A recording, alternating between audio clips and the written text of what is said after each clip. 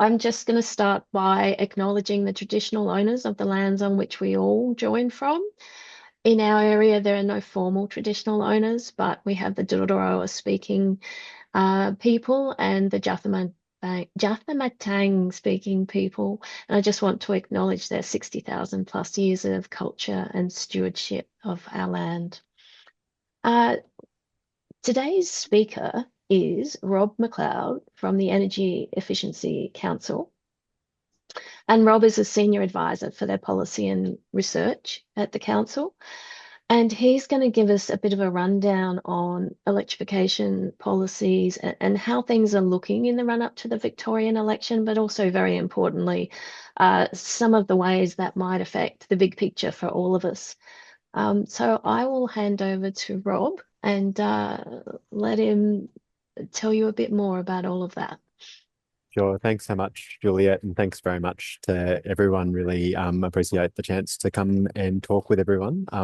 Also, thanks for the acknowledgement of country. I'm usually based on Wurundjeri land in Melbourne. I'm currently joining from Eora land in Sydney Airport. And you'll probably hear that in the background. My sincere apologies for all of the noise and probably some crowds of people getting on and off planes just behind me. So my apologies from the very outset. Let me know if that's not workable. So, look, as Juliette said, I'm keen to talk a bit about the run up to the Victorian election and the current context there. The genesis of this, I guess, is that Heather and I had a chat in a different context, in a different setting, that included some of the advocacy work that's going on in the lead up to the election and thinking through what this might mean for the energy sector broadly. And we thought that this would be really relevant for this group as well, and something that is worth thinking about from a community energy lens. The EEC is a not-for-profit, non-partisan organisation, and I certainly am taking very much a non-partisan approach to this, and that's the spirit with which I talk about all of these issues. And I guess I'll just kick off with just a few remarks, and would be really interested in how this can, in having a conversation with you all, and really interested in people's thoughts around these issues, because there's absolutely no one single way to think about this. Like, it's a really complex picture, and I think that there's a lot of I think that there need to be a lot of perspectives on where this stands for the energy sector and energy transition more broadly. And just final bit of introduction is that the Energy Efficiency Council, so we're a national not-for-profit organisation, a peak body for the demand management side of the energy transition. So lots of focus in the energy transition goes into how we're generating energy, how we're supplying it, and the supply side, but often there's not enough focus, we think, on demand and managing demand. So things like energy efficiency, electrification, making sure that we're being smart with how we use energy, flexible demand, all of those things are a really critical part of making sure that we make this transition as fast and as cheap and as equitable as possible. And there's all of these benefits that I suspect I don't need to talk to people in this room about. But our organisation is a member-based organisation that includes a lot of the either businesses or public sector bodies or research institutions, NGOs that are working in this space and have an interest in the demand side of the transition. So, in terms of where we sit now, I sort of flagged it, and I think it's not a surprise to anyone. There's a lot of uncertainty in where we sit at the moment with energy and in the lead up to the Victorian election. So it's in November, a few months to go now. What this looked like even a couple of weeks ago, pretty clearly, is different to where we look now. It's actually a very, very timely conversation to be having, as you're all keenly aware. It is very, very hard, but I think that there's a lot of focus on what the potential election outcome could be. And look, I think a lot of discussion in the community and, certainly in the media is, the prospect of a change of government. Like, it's entirely possible at this stage. Once again, apologies for the sound in the background. I hope it's less loud for you than it is for me. I am probably more likely than many people around the state to be cautious about the idea that where there's a locked-in change of government or any locked-in result whatsoever. I think that there is so much uncertainty. One of the things that is really characterising the political environment and this election certainly is just a real set of diversity, we're no longer in a two-party environment where, a swing is uniform and predictable and has some impacts in some predicted marginal seats that changes governments. People describe this as 88 by-elections happening all at once. And, the dynamic in an inner city electorate that's looking like a Labor versus Greens versus a regional electorate that might be Labor versus One Nation or Liberals or Nationals, or outer suburban seats with all kinds of, there's so many different varieties of contests and discussions going on. And so I think that it is wise to be cautious about what that could actually mean. My general outlook has been that while there is a prospect of a change of government, it's by no means a sure thing. And the fact of a pretty significant split in the traditionally conservative vote and, on the right of politics actually could play in all kinds of funny ways and could mean that even with a relatively low primary vote, there's by no means reason to think that Labor wouldn't be re-elected. But all of that is, I guess, context, and I get nothing that I suspect no surprises to anyone in this setting. We have seen now a change in not just in the government, but in the energy minister themselves, of course. So Jacqueline Syme has been recently sworn, or is in the process of being sworn in as energy minister. We're coming off the back of a really, really long period of really significant change in the energy space and the energy portfolio, and acknowledging Lily D'Ambrosio over the course of the last decade, where this has gone. Victoria really has had some really, really significant policies across all of this period. And, you look at legislated targets on renewable energy and on battery storage, everything to do with homes and electrification, which is my personal focus, I have to say, but more broadly than that as well, and things like minimum rental standards, a whole range of policies that are really, really significant. It's pretty hard to say at this stage whether to expect any changes within the Labor government itself, but certainly when it comes to the positions of other parties, I think that there are some things that we can read into it. So I guess I'd just reflect a little bit on what a potential Liberal, so where the Liberal Party is standing on these issues at the moment, and potentially how we should be thinking about this. And the context, once again, is that in Heather and I, when we spoke about this, we're really thinking about so what does engaging look like at this stage, and what does advocacy look like at this stage? Because I think that there's some positions that the Liberal Party has taken that are quite clear, and there's also a lot of things that are in a bit of a holding pattern, and a lot of positions which there may be work going on, there may be thinking going on, but actually there's a really significant bit of room to steer and to engage on steering policy in a direction that's going to be appropriate for households and community energy and the renewables transition broadly. Look, there have been a couple of announcements that the Liberals have taken recently, a couple around gas, so things like gas exploration, and they're certainly going to be making noises. I would be surprised if they don't continue to make noises around a support for the role of gas. Interestingly, much less so at this stage, is my reading at the household level. So to be honest, I would sort of be I would have expected quite a lot of positioning from Liberal or One Nation parties around things like household electrification. The role of like how much to the policy to require no new gas in homes and to phase out gas appliances as well, and all of these things. Those are things that you would sort of expect to see quite heavy media coverage or opposition coverage. Maybe less at this stage of the cycle, maybe less than I would have expected, which is, I think, an interesting observation. But certainly on exploration and on generation, there is that focus so far. There has been an announcement of a policy on energy reliability. They're positioning that so basically tenders on dispatchable capacity, and interestingly, they're modelling that on the policy that's already in place in South Australia.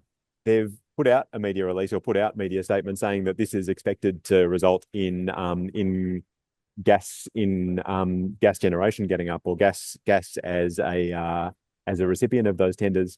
The South Australian policy that it's been modelled on made its decisions earlier on this year about the 6 projects that were going to get up through that tender process, and they were all batteries. Not a single gas project got up in that in South Australia, but because at this stage gas peaking when compared to batteries in a grid like South Australia and increasingly Victoria's is not stacking up, right? Like economically, we're moving into a situation where energy storage is going to potentially have a bigger role to play there. And I think it's an interesting thing to observe that that's now part of the focus there. And I'd be really interested in people's perspectives around that from a community energy perspective. And like if we're moving into this situation where we're looking um, at dispatchable capacity or reliability and the role of storage as we phase out of coal, like what that means in the community energy level. I would point to it will come as no surprise to anyone that the Energy Efficiency Council is very interested in demand management as a part of that. And I think that I'm worried that often we lose that out of the conversation and we don't talk enough about like what are the things we can be doing to be supporting households or actually the way that we're using energy in industry and households and so on, because there can be so much to be gained out of that. And that at the moment, I think is a real missing piece from particularly liberal policy package. And I think there is a real opportunity there to be engaging on it because look, um, we know that there are these benefits that aren't in any that I think are pretty broad. There's a pretty broad consensus across the board, like across our community, that no one wants to pay high energy bills. No one wants to be using more energy than they need to. Like no, there's not an outright opposition to reducing to taking measures that are going to reduce energy costs to households through like really simple, straightforward things like, weatherproofing, like using efficient appliances, and including electrification, I would put into a part of that as well. And I think that it's really, really important that parties and the lead up to an election on all sides are hearing that. And like, I think that is something that should be a really straightforward thing, whether you're talking Labor, Greens, Liberal, One Nation, like no one, I just don't see that there's this groundswell of opposition to cheaper energy bills. And I think that we really have to keep it in that sort of perspective. In terms, I guess I'll just a couple of other things to note before I'd be really keen to throw this open to everyone else and hear what sort of hear responses or thoughts about where we sit at the moment. Um, there may be some specific policy measures that have been introduced by the Labor government over recent years that will that I think within the focus of opposition parties, and they'll be looking at, okay, what's the role of them? Where do we sit? Are we going to make an announcement on any of these things, or how do we see these issues? Things like the role of the SEC, which was introduced by this government, and they've previously been pretty hostile noises from the opposition on that, but at this stage, no particular it's been pretty low profile in terms of how they're talking about these issues.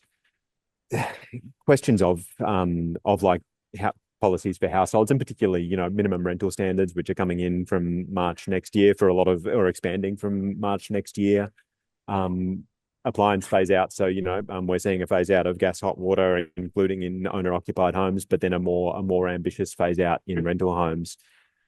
I would also note the VEU is something that I think is a really, really critical policy that's doing a lot of the heavy lifting. And what we've seen in the last few years since the pandemic, particularly, is that the Labor government has been keen to make sure that the VEU is the driving force of demand side management and of upgrades or a funding pathway to incentivize energy upgrades on the demand side. So we've seen the removal Rob, of some of yep, sorry, sorry please. to interrupt. Could you just tell me what VEU means? And for some of those who don't know. Yeah, apologies. Victorian Energy Upgrades Program. So Victorian Energy Upgrades is it's a certificate-based scheme where there's a target set every year for number of at this stage it's still measured in tons of emissions abatement, although that's changing to an energy metric. But basically, uh, retailers and others uh, have to hand in a certain number of certificates that they generate by undertaking activities that are reducing energy use. So they can generate certificates by doing upgrades in homes or in commercial businesses and saving energy, and they meet their obligations that way. So it's a non-direct grant method of incentivizing energy upgrades. So it's not funded directly by government, but it's on bill, and that's the key thing to understand. So it's part of energy bills. I think that's going to be a focus once again for once again potentially the Liberal Party, who I think have a are certainly looking with an eyebrow raised about any schemes that are part of energy bills, and I think they will see that as something that they are very interested in, like what their approach to that would be. I think that there is an important conversation to be had with them about, look, the value of this, and what are the ways, if they are looking at changes to it, what are the things that they should be doing that can, support it and continue to meet all of the objectives and do all of the good stuff. And if they have particular concerns about particular elements, then great. But let's make sure that all of the valuable upgrades continue to happen. And I think that's the sort of conversation that's useful to have at this stage. All of these are a bit some of this is a bit speculative, in that what we're seeing right now is not so much announced policies on any of these things, but maybe some kind of the sort of political criticism that you see sometimes in party politics. You see criticisms of other parties based on or policies based on process, or on the way things have been done, rather than necessarily putting forward a clear proposal, or a clear alternative approach. And so, what you're hearing at the moment is criticisms of how transparent the program's been, whether the appropriate documents have been tabled in Parliament, things like this, which, fine, but they're the sort of criticism that you see in an election context, when there's not necessarily when there's not actually an alternative policy package ready to go. And so I think that does point to there being a real opportunity. In terms of, I might just wind up. I might just at risk of, I feel like I've already risked talking at length about all of this stuff, and so once again keen to hand it over. But just to note that we, as in our position, we really are, and you probably hear this coming through, interested in how we can be steering the conversation in the right way, and making sure that as we get into the election, and as we get into any government that comes out of that, whatever color, whatever set of colors that might be, making sure that we are communicating those benefits of, like, why this all matters, why this is going to be why all of these policies, or the policy outcomes, are going to continue to be really, really important. And again, acknowledging that if there are changes underway, or like if there is a change of government, like thinking through, okay, what does an approach from a changed government with its own lens look like, that can protect the really important progress and the really important policy matters. And I think that's an area where I think as a sector, like the community energy sector, I think has a really interesting place to play, because I think a lot of the focus will be on like supply and transmission, and these issues which we know in regional Victoria are really, really super significant issues, of course, but also at the household level as well, and the benefits that we see in the transition for households. Like, I think community voices have this potential role to play, that I think we would be very unwise to underestimate that, and to not be thinking through, like, how that can be harnessed, and how we can make sure that that's contributing to the right policy settings. I would only just add that that also probably goes across the board, not just in a prospective Liberal government, the Labor government as well. And we've got a new energy minister who's representing the northern Victoria, and I think we'll be keenly aware of lots of the issues in regional energy development. And I think that it's useful to be thinking through, like, what that sort of engagement might look like. I've carried on at length, and I might leave it there and open up to any responses or thoughts or questions. Okay. For those, people can put questions in the chat if they wish to, or you can put your hand up, not metaphorically speaking, virtually speaking. But I might throw to Heather first, because I know she's always itching with a question or two. So we'll get Heather to start us off. Rob, you guys are more experienced at this than we are. And I've been mulling over, well, we could do the classic ask each party to tick a bunch of policy asks, and which ones they might be able to approach.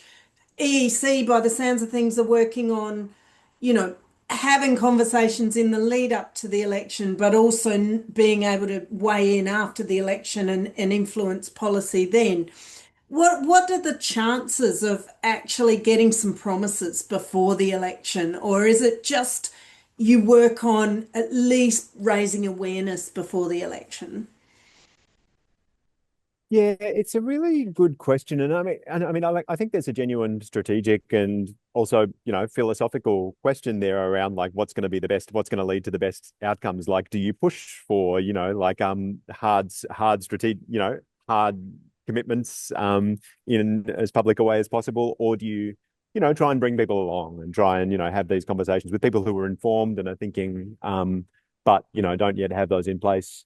And there may be, because the energy sector and the energy transition, like there's kind of the headline issues, and there's the things that are going to get people talking, or people in Parliament arguing with each other, and the sorts of really conflictual stuff. But there's also a whole range of things that are much more under the bonnet, that I think can be really beneficial to just be working through without picking a fight over them necessarily.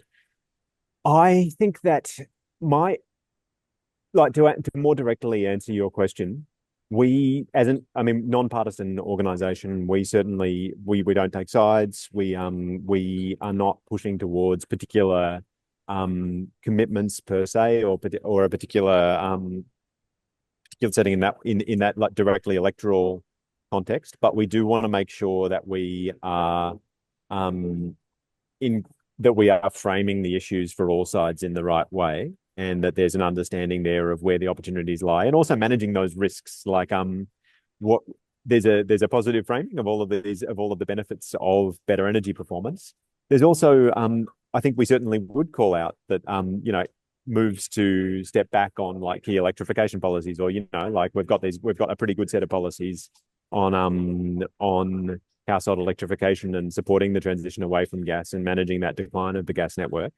Like we're certainly pretty direct about saying that no, look, that is the right pathway forward. They're things we've supported for a long time.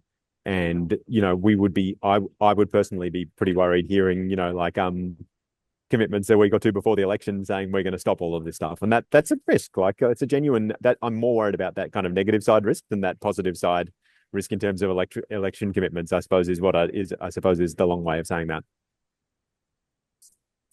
And we've Sorry, that's already talking lost, around the issue rather than a direct, Yeah, I mean, the community energy sector's already lost its support, in the sense that there was one moment where we led up to community power hubs and that disappeared, and SV's now been closed. And obviously we'd be looking at SEC and going, well, will they retain that commitment to SEC? So I am aware that we also need, greater ambition than what's there at the moment for the community energy sector.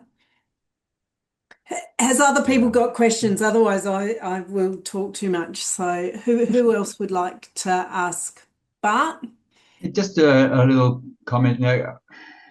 From what I've heard, and I haven't heard a lot about it, but it could, from my understanding, present that the Liberals will be talking about needing gas for transitional sort of purposes, and therefore working hard at reducing gas costs and so on. What do you think about that? Yeah, look, I think they will be talking about that. I think that reality is gonna move faster than that. Like I think that they will talk about that, but we know that like as the cost of particularly energy storage, but other like the mix of renewables continues to improve, gas like I you know I you know yeah I think it would be a silly thing to be investing in gas right now, right? Like leaving aside all of the politics of it. Now, I think that politics is there. It is what it is. But I think that one of the things we've seen in the energy transition is it's happened faster than people have seen coming in all kinds of ways. And I think this is the next one. That example of so what in South Australia is the firm FERM mechanism that they've got, which was designed in a similar sort of a way to be open to gas. It's not the gas projects that are getting up. And so far, the policy platform that Liberals have put through talk about gas. And I think from like if I were a political spin doctor in this sort of thing, I would probably, and from the Liberal side, I'd probably want to be talking about gas because of the politics of it. But in terms of actually what's going to happen when it plays out and the market decisions that get made, I am pretty skeptical. So that's an optimistic, like that's the optimistic view of it. Where I'm maybe a bit more worried is any risks to the direct household and industrial change. So that's on the generation side, all of that I'm talking about. Household and industrial gas use is something where we continue to need policy mechanisms in place. We need regulations that are phasing out gas at the household level, stop putting new gas in, for God's sake, and all of the support that we can really speed up the transition towards like electrifying a lot of industry and much more than people realize. Without the right policy settings in place, there are real risks to that, and I think that's where I would be focusing a lot of my attention on this. So it's not about the transitional fuel; it's about our direct consumption of gas there. And yeah, I'll leave it there. Sorry, John. You're on mute. Yeah. Yeah, thanks, Heather. Just fixing that. Okay. Where's that mouse gone? Rod, thanks very much. Up in Wangaratta, where I'm from, the opposition, the party in power, actually, their representative is a national, and so we're getting the national side of things rather than the Liberal side, and they seem to me, pushing the notion of greater gas exploration that you mentioned. My quick research says there's not that much more to find probably in Victoria. It's probably you're chasing your tail. And the one thing I understand, which is under development at the moment, it's got an incredibly short lifespan, like it's 5 years, and the little basin will be exhausted. So it's a pretty non-renewable resource in very, very tangible terms. I think too, I like the notion you mentioned that focusing when we're talking with, I guess there's room to influence is number one, and I've been thinking we need to get along and see our local national bloke and have a yarn with him about stuff. And the focus on cheaper energy for households seems to me to be a bit of an Achilles heel, because I do not believe, and please correct me if I'm wrong, anybody, that you can make life cheaper for people by getting them on gas or keeping them on gas. And by saying you've got the right to be free and choose to be on gas is saying you've got the right to cost yourself more money, mate, and all your other mates with you. So that, and I guess the thing that seems to me to be really strong with electricity is that we can actually be self-sufficient and unaffected by international markets. Whereas as soon as we're talking gas, then we're talking about really handing the cost of our energy over to international markets and the vagaries of players like those I'm sure we can all just think of. What it is. Yeah, so look, really get to our members, or to the opposition members if we've got them, and I think that would be the case for folks up. Dennis, you'd have opposition MPs up your neck of the woods, I think, or have you got McCurdy too? Same as you, and I spoke to his office the other day about why he didn't come to see me last year when I asked him to.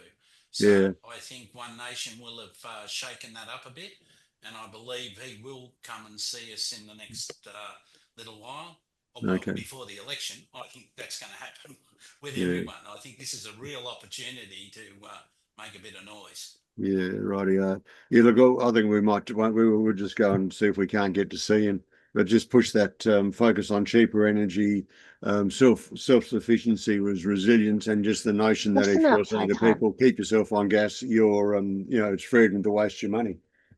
Pretty dumb.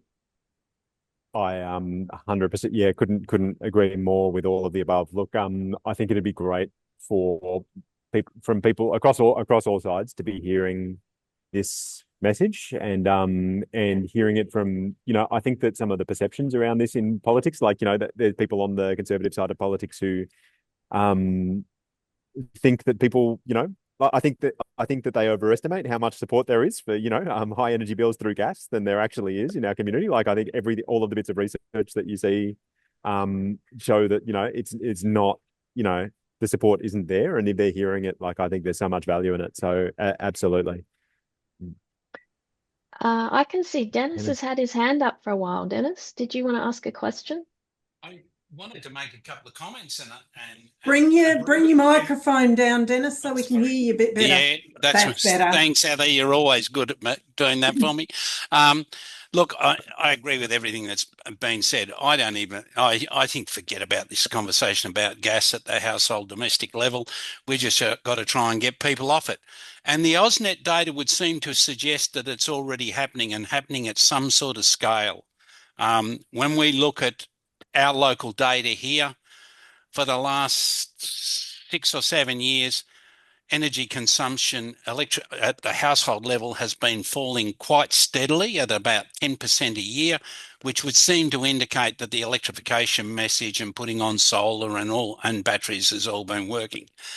12 months ago in June last year, there was a 14% jump. And if you go and talk to Jo at AusNet, she will go and say she thinks this is due to people getting off gas and electrification, and obviously EVs. Well, boy, am I waiting to see this year's numbers, but unfortunately we have to wait for 12 months. So I think a lot of this is happening. To me, the conversation with these politicians is going to be one thing only, really, is cost of living. How are we going to reduce the cost of living?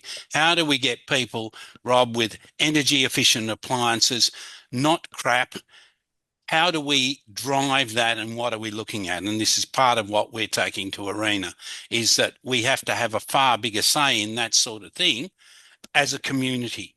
And because what's suitable in other parts of Victoria isn't suitable in subalpine areas or alpine areas necessarily, whether that be heat pump hot water, for example. So please, I think they're the messages we're going to take to them, and just keep it very simple like that. And I think obviously the students program's wonderful to do this sort of work, because we're saying when you put your induction cooktop on there, if it's replacing gas, we're reducing the air pollutants in your home. And it's a major asthma issue. And there's an awful lot of people who've got no idea that natural gas, there's that nasty word, asthma gas shouldn't be in our homes. And if someone fronts me about, well, have you got any gas? I have to put my hand up. Yes, I still do have a gas bottle outside my home on my barbecue. I haven't electrified my barbecue. And all right, hold it against me. But I think that way I'm saying I'm not coming across as a purist. I'm coming across with a realistic message, working away at it, and hoping that has the impact that we want to see. Yeah, look, in terms of how much gas we use, if we could electrify a bunch of heating in homes and leave a few barbecues connected to LPG, then I'd take that as a win, right? Like that's that's exactly right. Yeah. Can I ask one last question, Rob? As these guys go talk to their Nationals member or invite new candidates for a briefing, is the more power in going together? Like if you get a meeting, drag in each other, put on a real show, or is it better for 5 of us to come at the same person from different angles and they get the message? What's your sense of that sort of thing? That is a great question. I think so. Look, past life, I've worked as a political advisor and worked as a constituent person in a politician's office. So I sort of have a feel from it from that side. The thing to get a meeting with a politician, the thing which we always said was the most effective thing you can do is find around 5 constituents in their local area and say, we want to talk to you about this one thing. And if you have that, and we're all enrolled to vote in your area, we want to talk about this one thing together. That went to the top of the pile of any list of requests. And there's managed an MP's diary. There's a bunch of requests, right? But if you have something that's saying we're 5 local residents from, who want to talk about this, you will get in the door, particularly now. That's not to say that like everyone, there's not value in other voices as well. And so, for example, like we as a peak body at the EEC. We would I think it's not a bad thing that we are sort of representing some of those practitioners, or some of the people who are doing the electrifying, some of the people who are installing the services, or even people providing finance options, etc. Like, it's not bad that they're hearing from different voices. And so think about, like, if there's opportunities to be giving a sense of different perspectives. Like, there's always lots of nuance to it, but to get a meeting, absolutely, a group of people, I would always back it. John. Rod, very quickly, 5 people. I can get 5 people without any trouble to go and see our bloke. If Dennis has got 5 people, he sees those 5 see him separately. Is that the way to go? Like 2 hits, or would you say? Yeah. Are you in the same area, or the same? Is it the same? Well, we're 100 kilometres apart, but we're in the same seat. The same seat. Yeah. And different areas, different identities. Yeah, great. I would say yes. I think that sounds good. And particularly if you're positioning, as like, we're from different areas within your electorate, or we're representing a different kind of interest, then I think absolutely that's a great approach. Okay, so multiple lots, and then big mob of us turning up wanting a meeting. That's just so we've got a bit of heft. If I were them, I would be jumping at the chance to talk with you under the, like, based on that approach. Yeah. Okay. Thank you. Sorry, go ahead. No, I was just going to say, especially if you have the 3 of the same top line asks, right? That I think if you come at it with a very clear and aligned message, then that would definitely work. And just so everyone knows, that's one of the reasons all the regions have shared their spreadsheets with Taryn, and Taryn's looking to compile a sort of impact of SEEP narrative that we can take to all these wannabe candidates and say, community energy is fantastic. Look how fantastic it is. Money needs to flow to the local level for us to keep doing this stuff. And so that's the setup that we're trying to do. And I just thinking out loud, I'm as I listen to this, I'm wondering whether we just offer some candidate briefings. It doesn't matter whether the politician comes or their staffers come, but we say we're going to be briefing everyone we do an online session. A bunch of community energy groups turn up to speak to politicians and explain why community energy is so important.